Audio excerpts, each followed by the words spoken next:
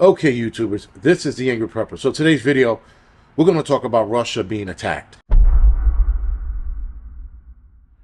Now, right out of the gates, guys, I found the claim to be bullshit.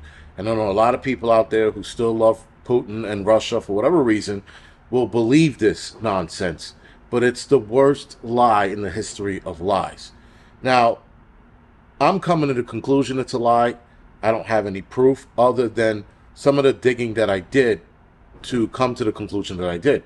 Now, at first glance, when they said that the Ukraine did this, I said, there's no way, first of all, Ukraine's going to escalate the war by trying to assassinate Putin and or hit the Kremlin. That's number one. Number two, that the Ukraine does not have the capabilities of doing so, as the only drones that they were sent, at least according to United States intelligence, was a Switchblade 300, if I'm not mistaken. I think a couple of Switchblade 600s. These are two drones, guys, that cannot make it from the Ukraine to Russia. Period. Can't even make it to the Russian border unless they're right next to it. And even then, from the Ukraine border to the Kremlin, the drones would never make it. That's over, if I'm not mistaken, 200-300 miles. The drones only have the capabilities of flying either 10 miles or 40 miles, if I'm not mistaken. So the Switchblade 300 can go up to 10 miles. The Switchblade 600 can go up to 49 miles. So again, guys, those things are not reaching it. They're not using those. And if they had the Predator, if I'm not mistaken, which is the bigger drone that we fly here, if they had that, half the Kremlin, if not the dome of the Kremlin that was hit, would have been taken clean off. So again, a lot is not adding up. I think Russia is looking for an excuse to make a push. So to make the push, to get the council on their side, they got to go, oh, look what they did. Now, keep in mind, guys, the explosion from this device, this drone device, was super small. It was tiny. It actually looked like the Switchblade 300. Except for, again, guys, the Switchblade can't travel that far. Now, there are two very possible, but least likely scenarios to happen.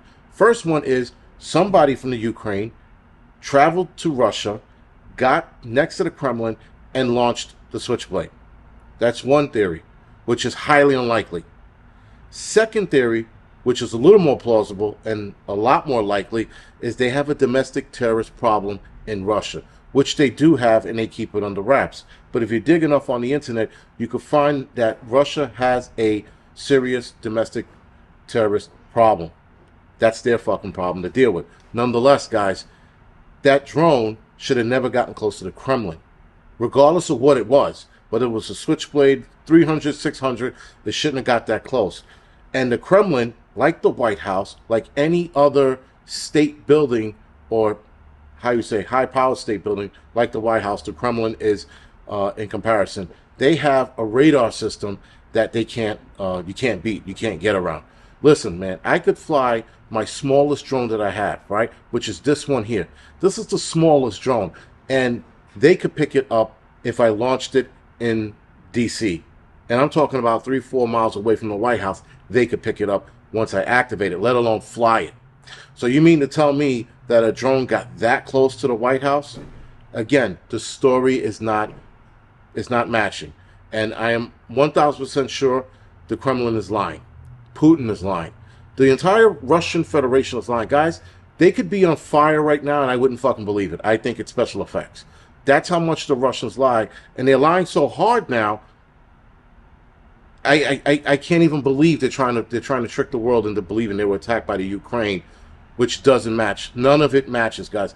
The distance for these two drones don't match. If it was the Predator, which I doubt the Ukraine has, if it was so, it would have been a way bigger explosion. And here's the other thing that's drawing my attention now.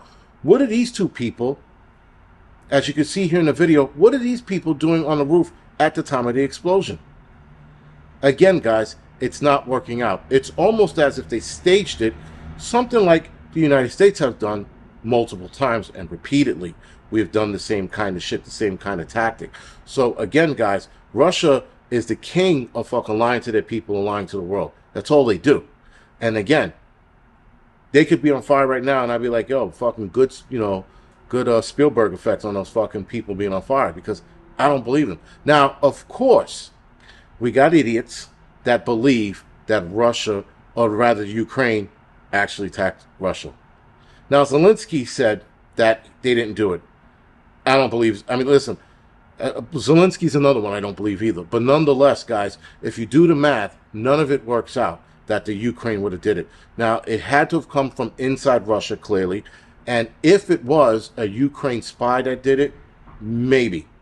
And even then, they wouldn't have used a device that created such a small explosion. They would have went bigger. And the fact that Putin thinks it was an assassination attempt, that was an assassination attempt. That was like a wake-up call because it was such a small explosion. Now, granted, if Putin was on the roof of the building, yes, but he wasn't. So it wasn't even, it was a non-factor. I'm pretty sure there wasn't a lot of damage to boot, but we'll see that the damage pictures tomorrow or whatever they doctor up for us to see. But still, guys, it's bullshit. This wasn't Ukraine. This had to be an inside job, either domestic terrorists or the Russians setting up a false flag for themselves. That's what it has to be, guys. It can't be the Ukraine. It's not the United States. That's for sure. We would use something bigger. And again, because everybody's walking on eggshells, who wants to escalate this? Because they know where this goes next if they escalate it. So you mean to tell me Zelensky, that dress-wearing piece of shit, said, you know what, let me go poke the bear? Absolutely. Zelensky doesn't have any balls, so he's not going to poke that bear. That's the other thing. The entire country of Ukraine has zero nutsack, so they're not going to sit there and poke this bear. So again, guys, none of it works out. None of it matches. It seems like it's all a lie. I could be clearly wrong, but I doubt it very much, guys. The Kyiv, or rather the Ukraine border to the Kremlin, is hundreds of miles away, so none of the smaller drones would have made it at all. Their flight time is, if I'm not mistaken, 15 minutes for the Switchblade 300 and about 45 minutes for the Switchblade 600. The Switchblade 600 doesn't even travel that fast or fast enough to get to the Kremlin from the Ukraine border. So that's out. I have to state that again, guys, because you have to understand and just do the math and know that this is fucking hundreds of miles. From Kyiv to the Kremlin is about 530 miles, give or take. From the border to the Kremlin is probably about maybe 300 miles. So neither drones are making it. All right, guys? Anyway, this is the Angry Prepper. Thank you for watching.